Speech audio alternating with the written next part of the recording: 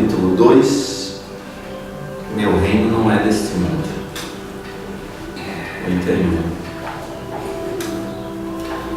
Pilatos, tornando a entrar, pois, no palácio, e tendo feito vir Jesus, lhe disse: sois o rei dos judeus?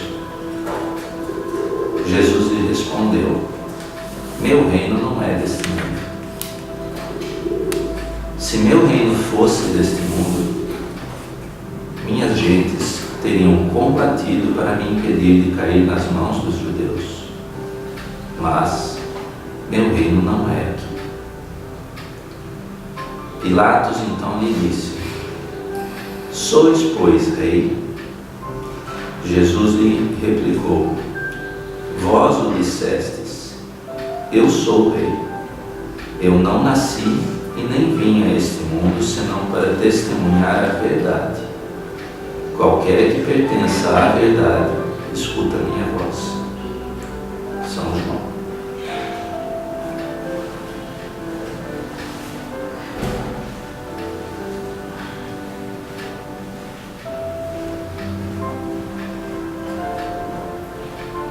Deus de infinita misericórdia, Jesus, nosso Mestre e divino amigo, amigos espirituais que aqui nos auxiliam nessa manhã de estudo.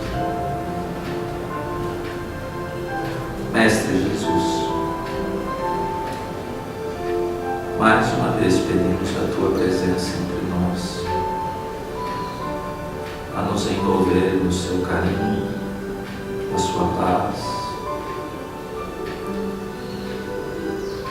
para que possamos, Senhor, construir dentro de cada um de nós o reino onde possa habitar as verdades que nos trouxeste. Queremos sim, Senhor, finalmente que esse mundo seja reinado pela Tua divina misericórdia. Mas isso deve, sabemos, iniciar-se dentro de cada um de nós, estruturando os nossos pensamentos e sentimentos com as verdades divinas, e que essa construção, Mestre, possa se propagar para os nossos lares, nossos ambientes de atividades, nosso bairro, nossa cidade, nosso país e finalmente, Mestre, em todo esse órgão que está sob o vosso comando, sob a vossa direção. Mas como fazer essa construção, Senhor Jesus,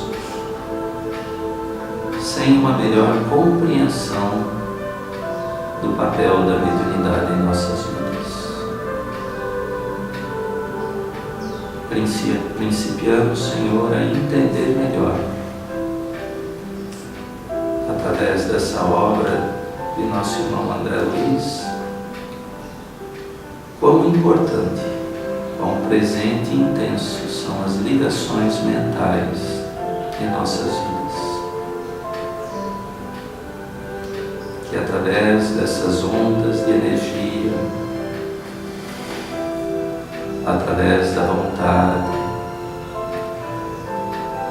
de nossos reflexos condicionados e incondicionados, nos colocamos constantemente em relação com o mundo espiritual.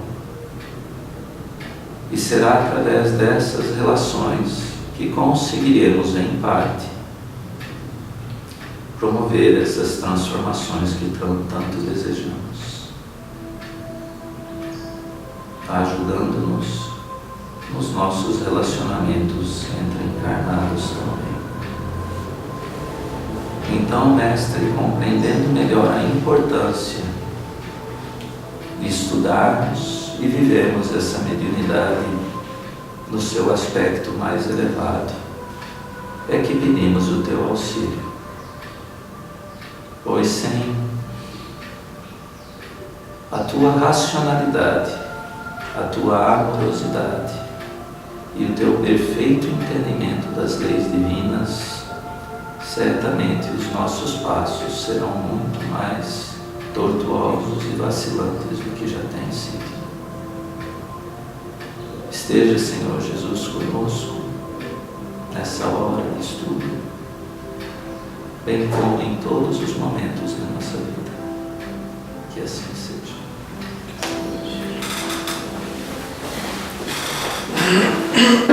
Bom dia a todos. Bom dia, senhor. Boa tarde.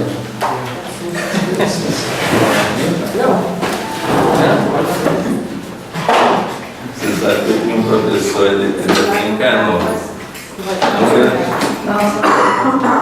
Ele era presidente do CRM e tudo mais. Ele era um grande cirurgião, um ótimo professor de muitas aspectos, mas extremamente rígido, né? Se chegasse para a aula dele, ele ficava na porta. Ele fechava a porta na sala de aula na sua cara e se você tivesse 30 segundos atrasado. Você estava chegando e ele fechando a porta. Assim. Então, ele falava, professor, professor, boa tarde.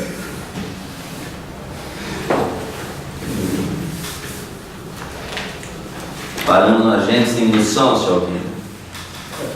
Vamos começar aí, né?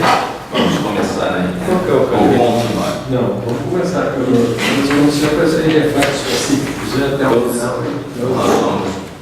Só para recapitular. Então a gente deu continuidade na semana passada ao capítulo 12, reflexo condicionado.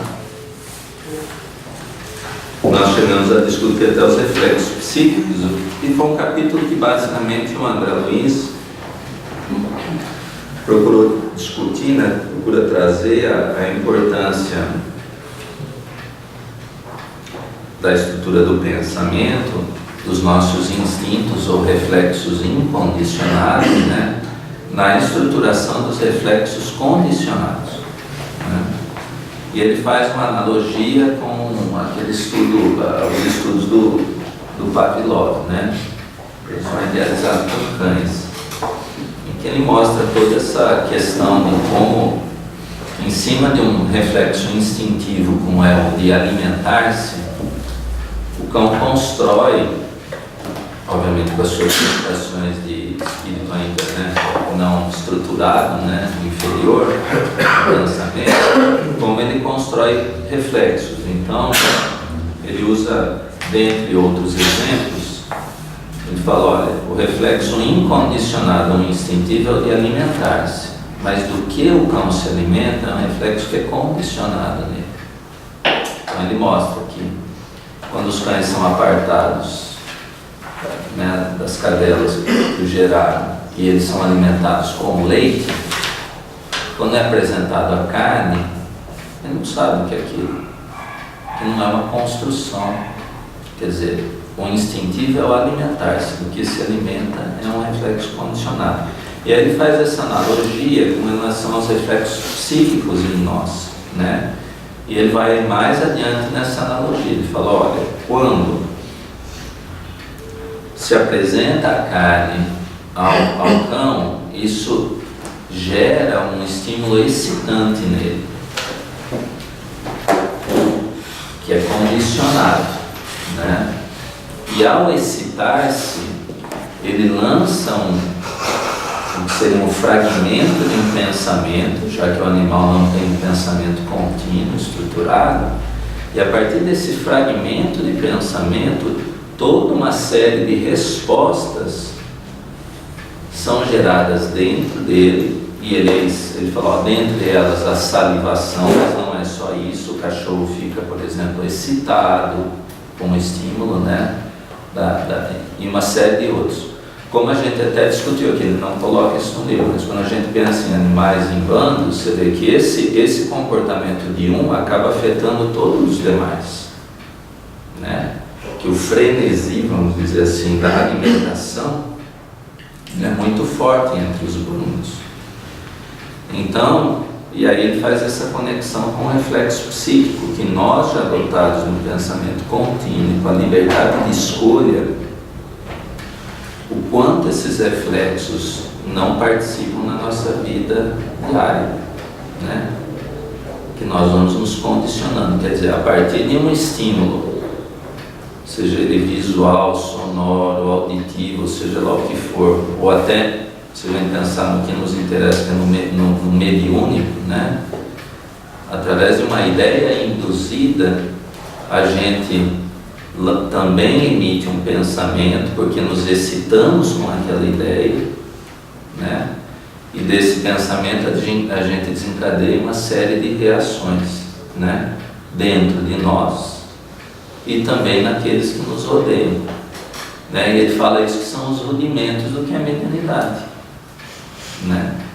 Que é essa, a partir do momento que nós pensamos e escolhemos, nós somos compelidos pela nossa vontade a emitir um pensamento em direção à satisfação daquele desejo, né? Seja ele de que esfera for. E ao emitir esse pensamento, a gente acaba se relacionando com todos aqueles que pensam da mesma maneira. Isso é mediunidade, né? E recebemos de volta o reflexo daqueles que pensam semelhante a nós.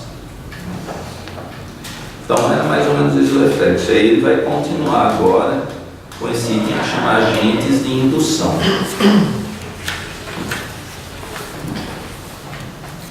Temos plenamente evidenciado a autossugestão, encorajando essa ou aquela ligação, esse ou aquele hábito, demonstrando a necessidade do autopoliciamento em todos os interesses de nossa vida mental. Porquanto, conquistada a razão, com a prerrogativa da escolha de nossos objetivos, todo o alvo de nossa atenção se converte em fator indutivo, compelindo-nos a emitir os valores do pensamento contínuo na direção em que se nos fixe a ideia, direção essa na qual encontramos os princípios combináveis com os nossos, razão porque automaticamente estamos ligados em espírito com todos os encarnados ou desencarnados que pensam como pensamos, tão mais estreitamente, quão mais estreita a distância entre nós e eles.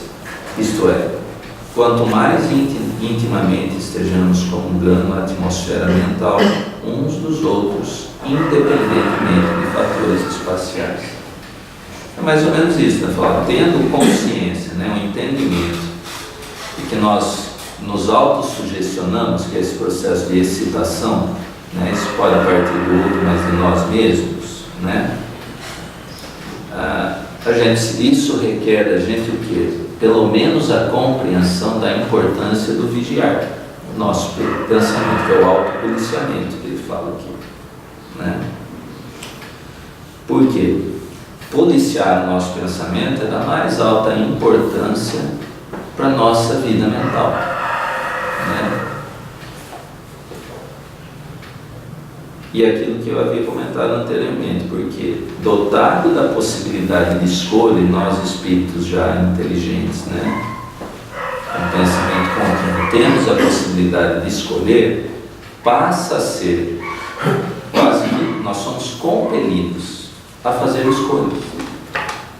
São os nossos desejos, a nossa vontade nos movimenta a fazer escolhas. Estar aqui ou não é uma escolha, estudar ou não é uma escolha. Cada momento da vida, né, gente? É condição sine qua non de ser espírito inteligente, é fazer escolhas. E o pensamento contínuo, ele requer isso, é uma consequência. Ele movimenta a vontade, e a vontade movimenta o pensamento, né? E aí você faz escolhas, né? Então, olha, a prerrogativa da escolha de nossos objetivos, né, compelindo-nos a emitir os valores de pensamento contínuo na direção que se nos fixa a ideia. Quer dizer, a gente direciona nosso pensamento obrigatoriamente para aquilo que a gente deseja. né? E essa direção vai estar alinhada com esses desejos nossos.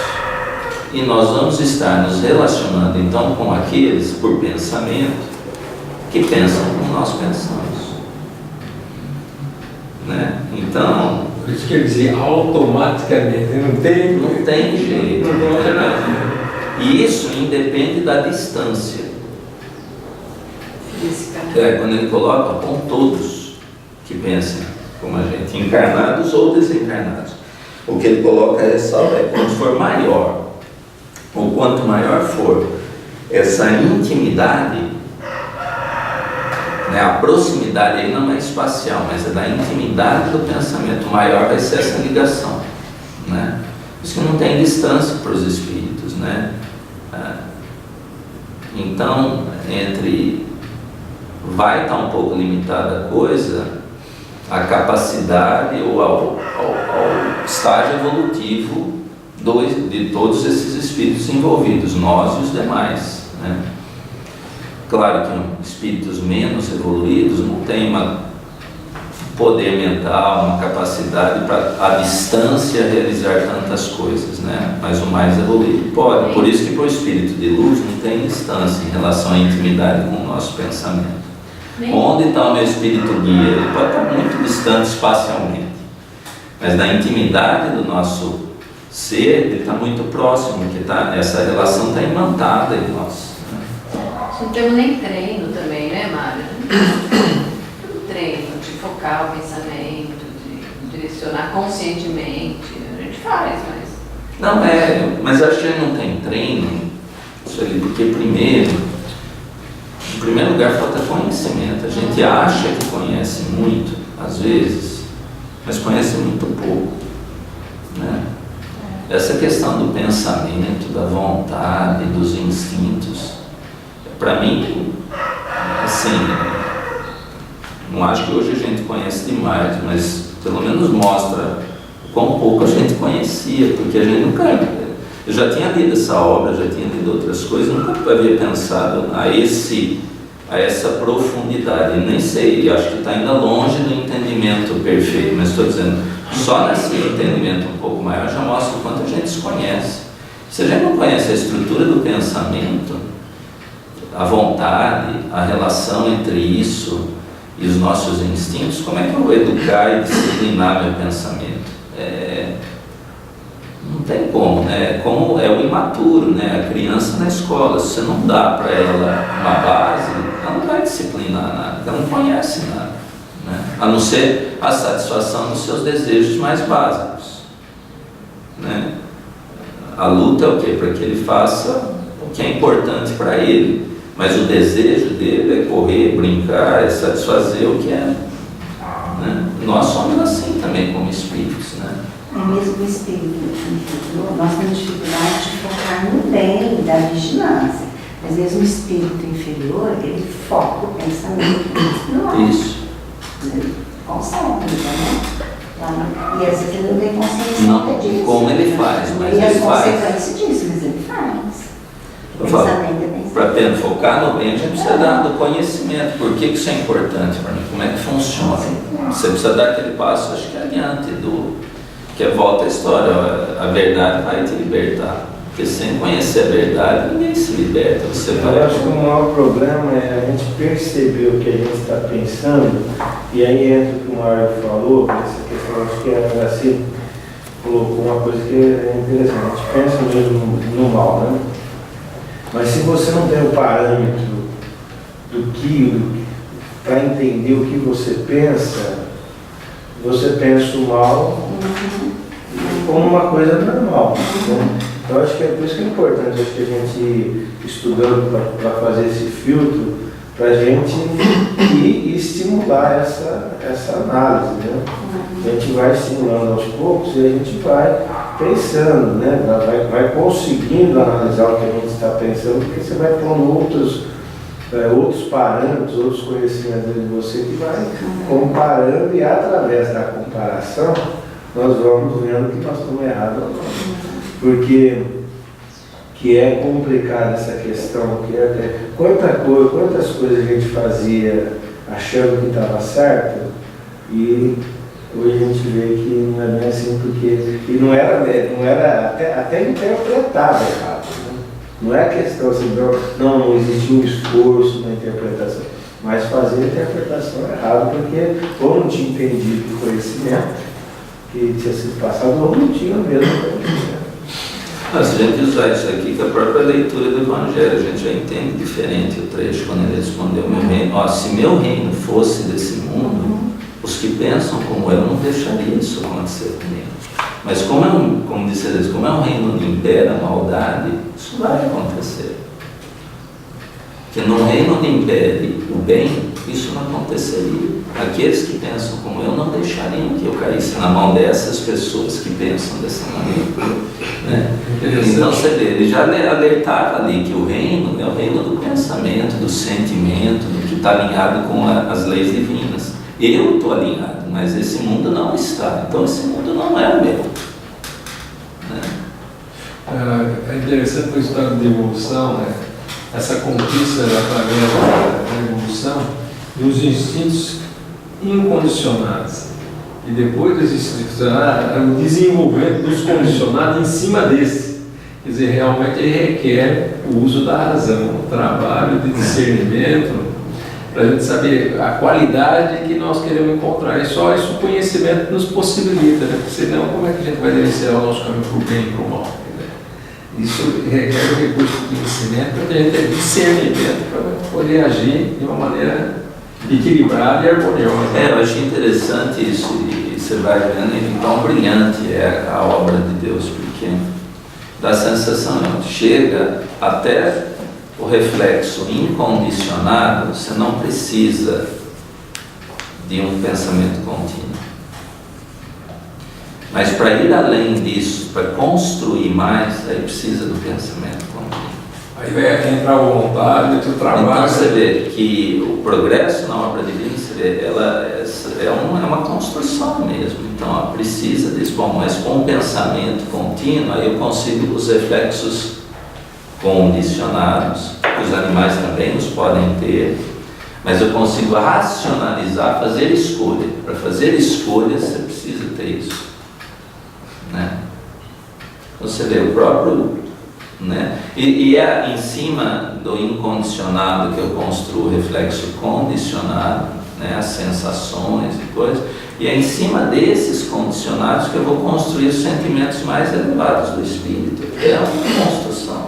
E mesma coisa, educar certos incondicionados que nós fizemos de maneira desequilibrada. Então, para usar o exemplo que Adão adora, falar, o Fernandinho Beiramar, tem uns pontos de reflexos condicionados difíceis, mas são sobre esses reflexos difíceis que ele vai se tornar um espírito de luz um dia, né? Assim como nós. Então, volta a história, analisar o espírito, a gente julgar, né, o outro espírito, é uma tremenda uma incoerência, porque você não sabe o tempo nesse longo processo em que aquele está. Não quer dizer que a gente passe exatamente pelos mesmos momentos, mas em linhas gerais a gente passa pelas mesmas fases, né? As experiências podem variar. E eu nem sei o quanto varia. Se a gente não foi Fernandinho Beiramar, coisa pior em outras situações. A gente não é o Fernandinho Beiramar. Ainda é. Porque o que se dada a oportunidade da situação, não seria. O conteúdo energético nosso, ele pode ter pego um lucro e ter se perdido, mas nós estamos cheios desses lucros, nós só não nos perdemos, né? Então assim, faz a gente pensar nessa. E acho que isso, volta ao que não falou, ajuda a gente, porque eu penso, a gente sempre sente assim, nossa, eu gostaria de dar uma guinada no meu processo evolutivo, né? Mas isso não vai acontecer, é uma luta. Na verdade vai ser lento, né? Porque a gente é tracionado, né? Puxado pelas nossas escolhas, né? Tendências e né, pelos nossos reflexos, especialmente os condicionados, né? Então é uma luta para você se deslocar em direção àquilo, né? Então não vai ter uma guinada, porque não é razoável, o espírito não dá conta, eu acho, disso, sabe? Mesmo que o ganho de conhecimento e a vivência em si, existe uma distância muito grande. E você pode adquirir o conhecimento, mas você não consegue Executar. educar-se e vivenciar isso. Aí existe uma distância muito grande. Tem gente que tem conhecimento extraordinário, mas a hora que ele passa para a vivência cristã, em todos os seus atos, em todas as suas atitudes, aí é uma distância muito Por isso, grande. as reencarnações difíceis, né? E as reencarnações, às vezes, compulsórias, expiações mesmo, para criar durante uma existência outros reflexos. Né? Não, é exatamente assim, entendeu? Lendo isso aqui mesmo no passado, pensando nisso, nessas reencarnações de espíritos que vêm com severas limitações físicas para a expressão. Sabe lá que necessidade esse espírito tem para se ver restrito daquela maneira? É para criar um novo condicionamento. Olha, porque senão não é uma prisão, né? Eu acho uma Se você olhar por esse ponto, é um processo educativo, porque você precisa mudar reflexo condicionado. Às vezes eu estou em casa lendo um livro e percebo um sentimento, a gente quer mudar. Às vezes eu estou lá e eu não consigo. Agora, quando eu preciso ir na casa espírita dele para entrar num outro clima, para você poder, outra sintonia, para você poder ter a capacidade de absorver melhor aquilo lá. Acho que naquele momento você não consegue. Ele criou ele fala de uma atmosfera mental. Exatamente, você falou que diferente, a sintonia diferente. Aqui muda a sintonia mesmo, tem a facilidade, né, cara? Assistência espiritual é fundamental. Então ele vai agora exemplificar, né? Uma conversação, essa ou aquela leitura, a contemplação de um quadro, a ideia voltada para certo assunto, um espetáculo artístico, uma visita efetuada ou recebida, um conselho ou uma opinião representam agentes de indução, que variam segundo a natureza que lhes é característica, com resultados tanto mais amplos quanto maior se nos faça a fixação mental ao redor deles. Então, ali, acho que fecha isso que a gente está comentando, quer dizer, são escolhas, né? Quais quadros, quais leituras, quais ambientes, que visitas, quais conversações, são escolhas que a gente faz. Isso tudo representa indução mental, né? E a natureza vai depender dessas escolhas, né? De quais conversações, de quais leituras, né? Programas, enfim, que a gente escolhe. E os resultados vão ser maiores ou menores, de maior interesse ou menor interesse para o nosso espírito, de acordo com a fixação que a gente tiver nisso, né? Então, Toda indução que nós temos, nós contaminamos o ambiente onde nós estamos. E somos contaminados. E somos contaminados também. Acho que somos mais contaminados que contaminados. Né? Assim, depende muito, assim, a gente chegar num ambiente que não está assim, muito legal, não tá? Às vezes a gente se deixa levar sobre mais facilmente. Mais facilmente. Que os nossos reflexos condicionados estão ali. A gente se sente fortemente atraído para aquela situação, que já faz uma coisa muito forte dentro da gente, né? E aí você não precisa usar de vontade para nada, é só deixar andar. Na hora que você tem que exercer a sua vontade, para, vamos dizer, fazer um condicionamento, uma indução no outro, aí já... Mário, meditando nessa direção, é por isso que o espírito superior, o inferior, obedece o espírito de maneira incondicional, quer dizer que contamina de tal forma a indução no ambiente que o espírito superior, ele contamina com amor, no caso de Jesus, contamina com amor e o inferior obedece A de indução maneira mental dele é muito poderosa, automaticamente. consegue superar dificuldades que... Mário, aqui estou tendo uma certa dúvida. Tem as duas, porque a indução, quando ele fala aqui, comungando a atmosfera mental uns dos outros, independente de fatores especiais. Eu entendo aqui, você vai me ajudar, eu entendo que é o campo que eu formo em torno de mim. Isso. Um campo mental. Né? E da forma que você está colocando agora, induzir o outro, só que ele colocou. São as duas coisas? As duas coisas, companheiro. O meu campo de indução induz o outro. As duas coisas. Se voltar no outro capítulo, ele até coloca isso. Quando a gente pensa, formata um pensamento, a gente imediatamente cria uma imagem, uma ideoplastia em nós. Mas ao mesmo instante isso propaga para o outro, encarnado ou desencarnado. E ele responde a isso influenciando a mim também. Eu influencio a ele e ele a mim. Então, é uma coisa que se multiplica, né? Então, por isso que num ambiente difícil, tem muita gente encarnada e desencarnada vibrando de maneira difícil. Então, é fácil, acho que pelas referências que a gente tem dentro da gente, a gente se contaminar com aquilo mesmo, né? Veja a facilidade que a gente tem para desandar a fazer comentário maledicente num ambiente que está falando sobre isso. E a dificuldade, e às vezes a gente até pensa, deveria fazer um outro comentário, e a gente pondera antes se deve falar sobre o bem, se deve desviar o assunto. Mas a gente não pondera na hora de falar sobre o mal, que é um reflexo condicionado, né? Quase que não passa pelo pensamento mais. Agora, para falar sobre o bem, né, numa conversação, a gente pensa, será que isso é adequado? Será que não vai ficar estranho? Será que eu fico quieta? Exato, ou é melhor me calar? Deixa. Você veja como é uma coisa que não é. Mas a gente, quando pensa assim, acho que já é um grande progresso, porque você já está no caminho dele, né? E o pior, nas poucas vezes que você consegue emitir uma conversação, você vê que você muda o ambiente. E você até se surpreende com o efeito do comentário.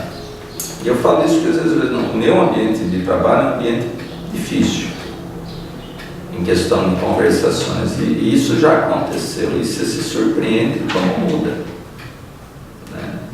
Mas a tendência é sempre arrastar para o outro lado, entendeu? Mas muda, só que a gente não tem esse treino mesmo, né? Você resolveu lascar para o outro lado. Então a gente vai. Mas é incrível quando a gente já pensa em não falar alguma coisa, assim, um comentário menos feliz, né? A gente pensa em não fazer isso, mas na hora que a gente faz, a gente esquece que a gente queria não dizer isso. E diz mesmo que depois a gente Acho que a gente dissimula. Não sei o que é, Acho que porque nós somos dissimulados. a gente já tem convicção que não é para fazer aquilo, né? E acaba fazendo. E é interessante, se a gente pensar nisso que ele está falando, só o fato de você pensar no ambiente e não falar o mal, você já está induzindo o bem. Só de pensar, você já está induzindo o bem. Para isso causar uma certa modificação, às vezes até, principalmente na esfera espiritual, eu acho. Porque eu acho que o encarnado, nós encarnados somos mais refratários assim essa história. Mas no espiritual acho que há uma sensibilidade maior. Mas a gente não percebe nem isso. Porque vibrar no bem já é um progresso, né? Você pode até se calar, como ele se diz, mas vibre, né? Para que não seja indiferente. Eu acho que você se calando, porque às vezes a gente também acha campo propício para exteriorizar verbalmente, porque às vezes vem uma agressão, as pessoas agridem, né? E se você se cala, às vezes fala pensando, não concordando, você já emite uma onda contrária, um reflexo do bem aí. E de certa forma tem alguma influência, não é?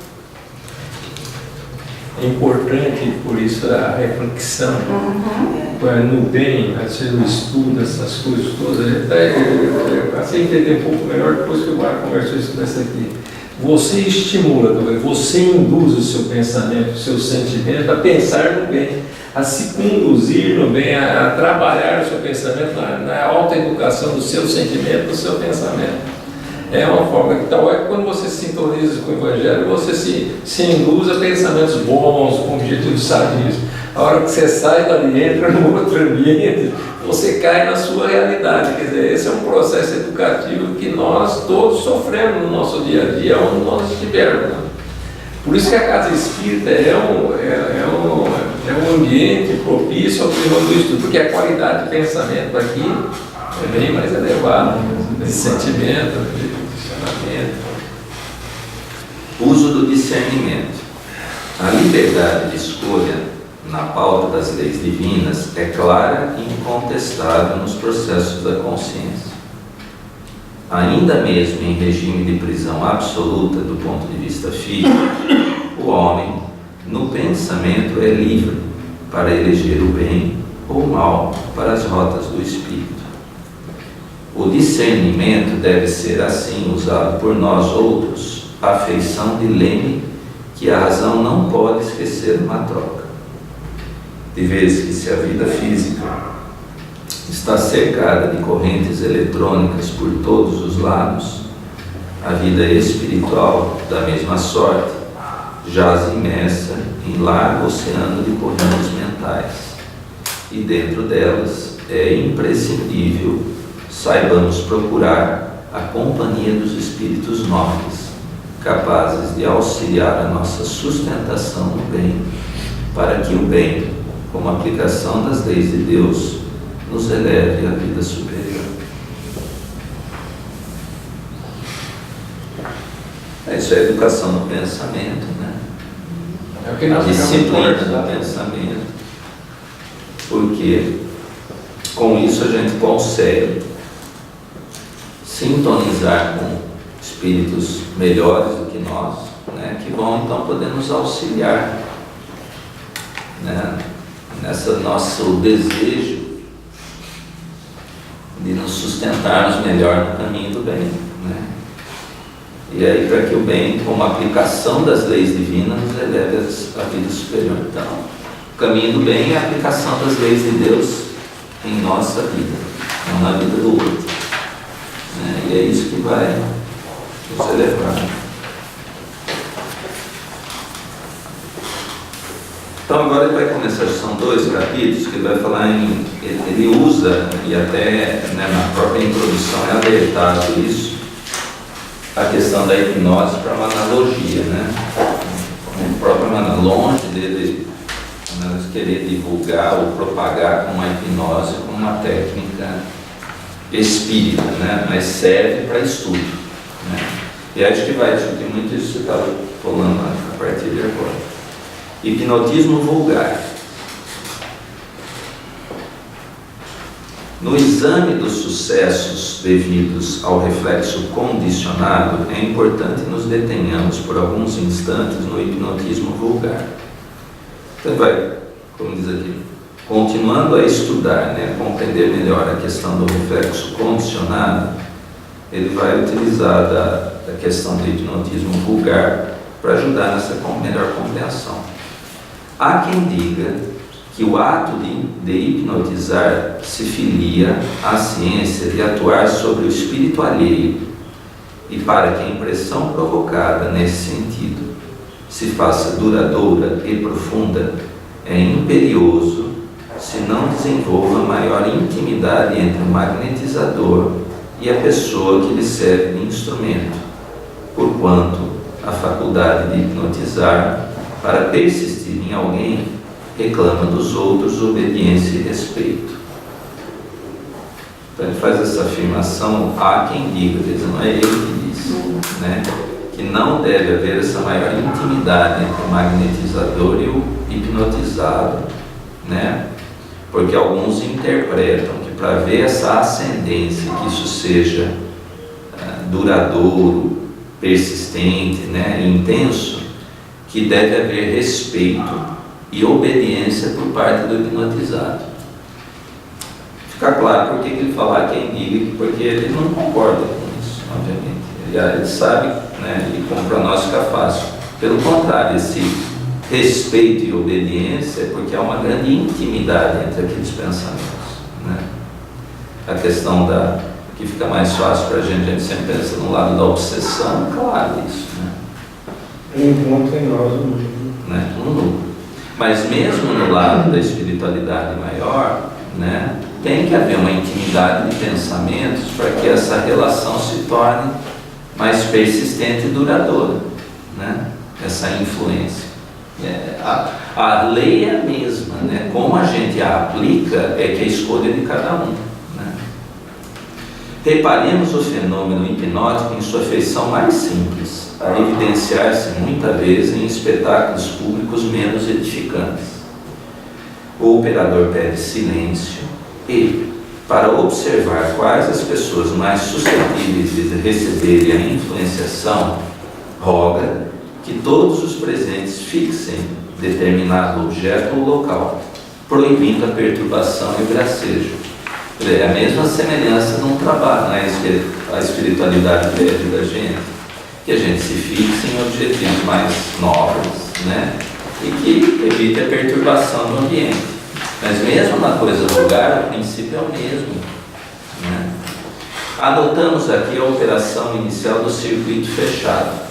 Lembra, o circuito fechado a gente estudou lá atrás a questão elétrica, né? Quando fecha o circuito, na questão mediúnica, é o que ele fala, olha, um pensamento, vontade é emitido e o médium aceita ou não aceita, o pensamento de aceitação e manutenção. Esse é o circuito fechado mediúnico. Então ele, a hora que ele pede obediência, ele pede, né, e que pensem numa imagem, ele está ali o quê? Pescando quais terão o pensamento de aceitação. Então, na verdade, o hipnotizador seria a entidade espiritual.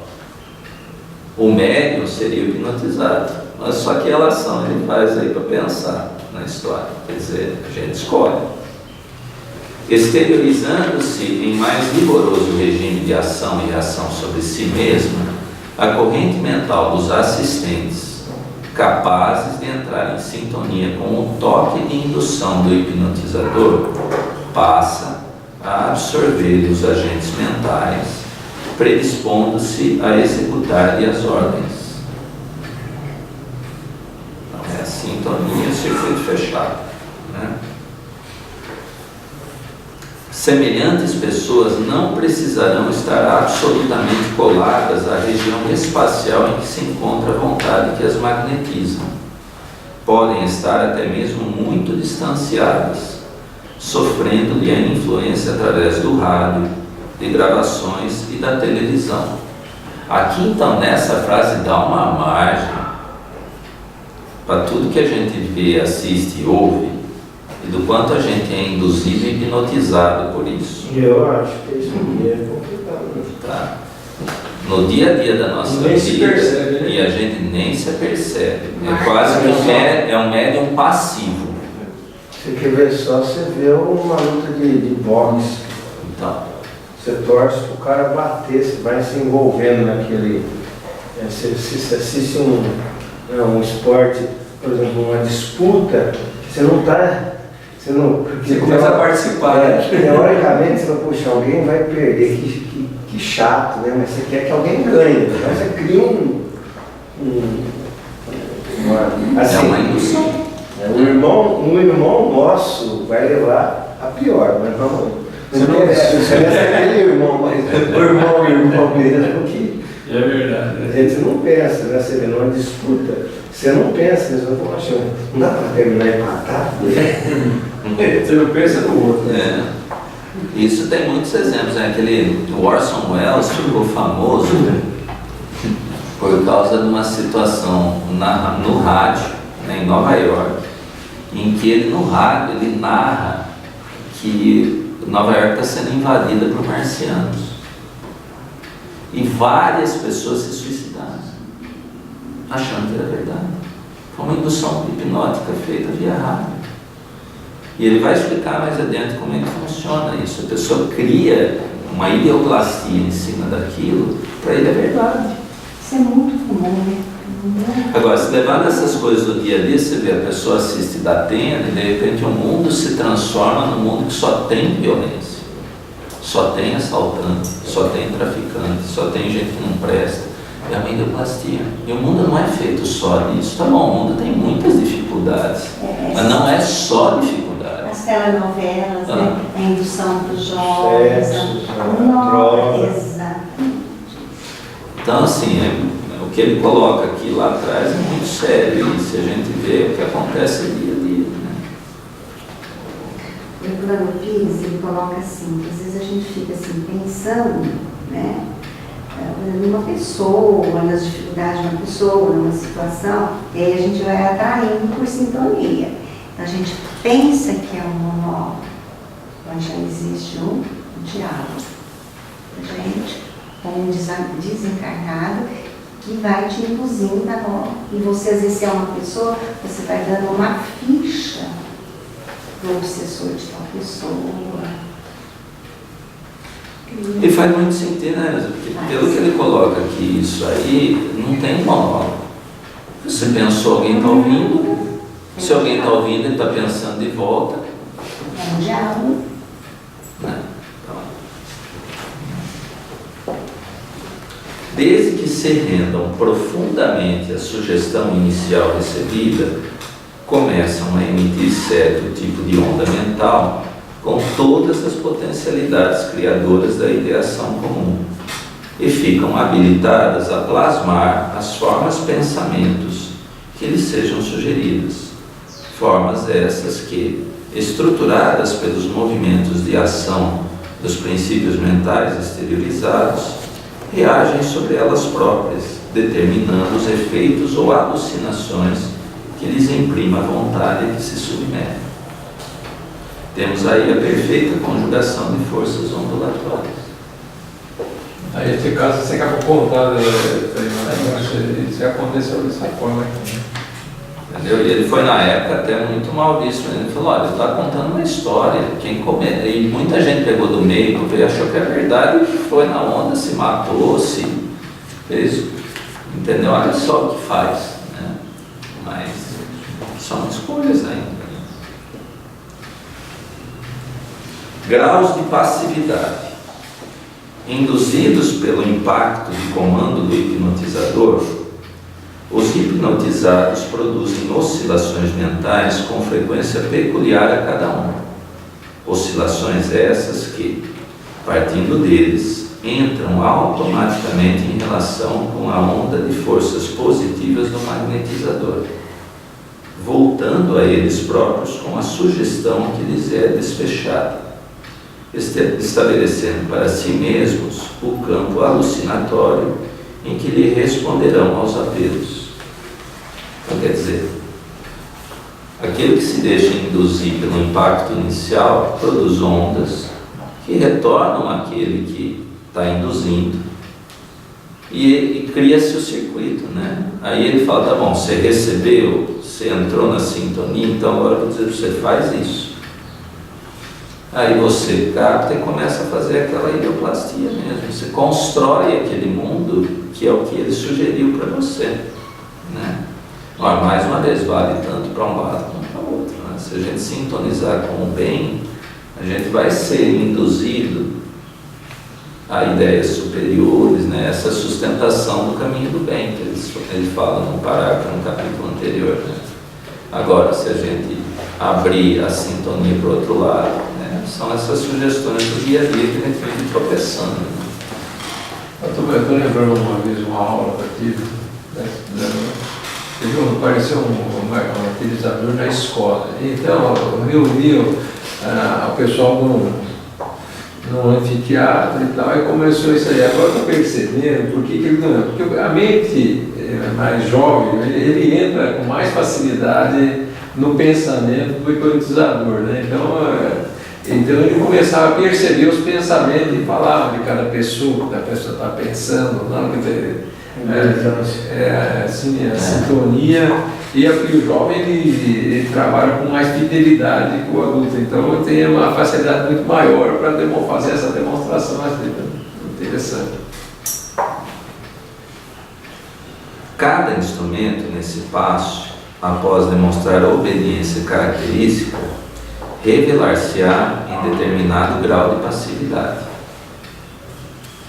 A maioria estará em posição de hipnose vulgar.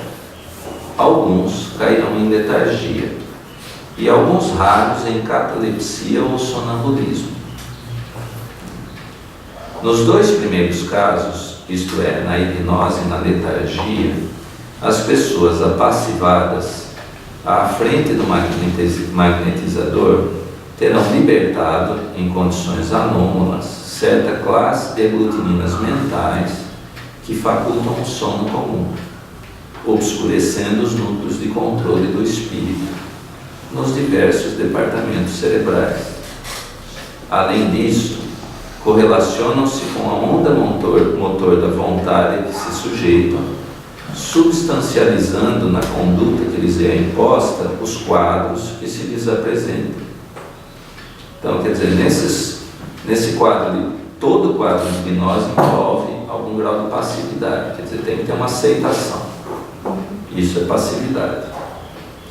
Esses graus poderão variar, né, desde algo mais, vamos dizer, menos profundo, como é o que chama de hipnose vulgar, na letargia, que é algo mais profundo, até a catalepsia ou sonambulismo, que é quase uma subjugação, né?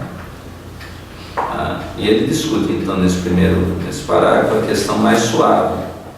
Então, de certa maneira, essa indução mental propiciada, né, iniciada pelo hipnotizador, gera em quem está sendo hipnotizado ondas de pensamento, né, que vão promover, e aí a partir do espírito, passando pelo espírito, promover no cérebro a liberação de certas substâncias, né, de certos hormônios cerebrais, que promovem, por exemplo, o sono.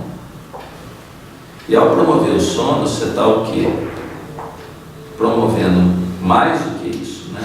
É uma desacoplação do perispírito do corpo, um afastamento, né? Um desdobramento ali, parcial. E aí o que acontece? Você fica sujeito, o espírito afastado, a ser melhor ainda, acessado por esse pensamento do outro, que lembra quando o perispírito, o espírito se afasta do corpo, ele é mais sensível à percepção, né?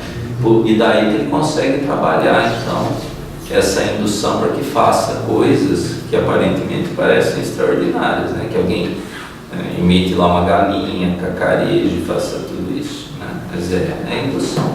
É um pouco isso que eu estava querendo dizer quando eu falei o negócio do treino, né? Porque você vê, esse hipnotizador, por exemplo, ele é diferenciado, porque ele foca nisso, ele treina isso. Eu sou incapaz de fazer isso com você, com qualquer um que seja. Mas se a pessoa também não entrar na sintonia... Eu sei, mas se ela permitir, ele consegue. Eu não consigo fazer. Acho que é nos domínios da mediunidade, no domínios da mediunidade, que um dos orientado por instrutores espirituais no André Luiz, lá no estudo que fazem, ele fala que a obsessão, não se engane, que o obsidiado, que quem obsidia é um espírito intelectualmente superior. Isso que eu falo, uma condição diferenciada. Ele fala que nenhum espírito, para você poder ter tamanho, ele é superior em alguma forma, tem um acesso e acesso. Senão é um contrassenso, mesmo quando você pensa assim faz sentido, né? Como é que alguém que tem uma potencialidade, quer dizer, conquistas menores, pode submeter um outro com conquistas maiores, né? Então ele fala isso lá. Pelo menos o processo de obsessão implica que quem está obsidiando tem uma superioridade em alguns aspectos sobre o outro. Isso que você está então, falando. Quando você pega um ser muito intelectualizado e altamente obsidiado, precisa perguntar bem o que isso quer dizer, porque, né, a gente confunde conhecimento, assim, que é informação, com conquista, e não é conquista, é só informação. Vamos lá. Isso é interessante. Como, por exemplo, alguém, por exemplo, um cara de irmandade, como o cara mata os irmãos por questões materiais, e o processo de culpa nasce nele, que ele fica realmente submetido àquele processo obsessivo, porque ele perde a autoridade moral perante os irmãos que ele desencarnou. Quer dizer, aí entra, a gente vê alguns casos nos livros da André Luiz desse processo obsessivo, então o camarada comanda, porque ele tem autoridade sobre o outro que cometeu um ato lesivo contra ele. Então, entra num processo difícil de obsessão. Acho que é coisa para pensar, deixa eu ver. Não, concordo com o senhor, é para pensar mesmo. Nós não lemos esse último pedaço ou já lemos? Nos 2 segundos, Isso. não lemos. Falta o último parágrafo, né? Nos 2 segundos, da catalepsia e no sonambulismo provocado, as oscilações mentais do hipnotizados a reagirem sobre ele mesmo determinam o desprendimento parcial ou total do perispírito, ou psicossoma, que não obstante mais ou menos liberto das células físicas, se mantém sob o domínio direto do magnetizador, atendendo-lhe às ordenações. É uma situação mais profunda aqui. Mas mesmo no anterior, fica assim, se você induz o sono, né, por reações mentais, é um espírito que está mais suscetível a ser influenciado mesmo. Né? Então você vê, acho que aqui ele daria para também fazer uma série de comentários sobre a questão do fenômeno mediúnico mesmo. Né? E acho que é por isso que ele escolheu isso aqui, talvez por ser coisas já mais divulgadas, né? De que não deixa de ser um fenômeno também mediúnico, às vezes de encarnado para encarnado, né?